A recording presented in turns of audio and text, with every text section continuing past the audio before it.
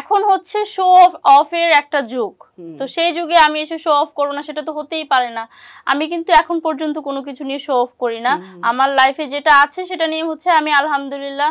যদি আমি এর বাহিরেও অন্য ইনকাম করতাম তাহলে আজকে আমার গাড়ি থাকতো।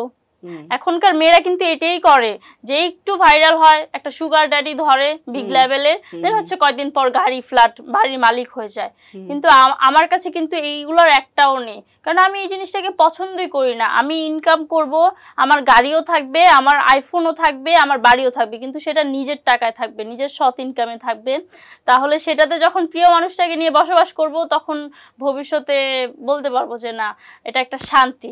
আর ওই যে আইফোন আছে, এখন আইফোন আছে বাট হচ্ছে গরিব, মানে এটা নিজের টাকা দিয়ে কিনতে পারছো? এইটা কোনো মতে নিজের টাকা দিয়ে কিনছি। এটা হচ্ছে 12, তো এখন যুগটা কিসের? 16 Pro Max।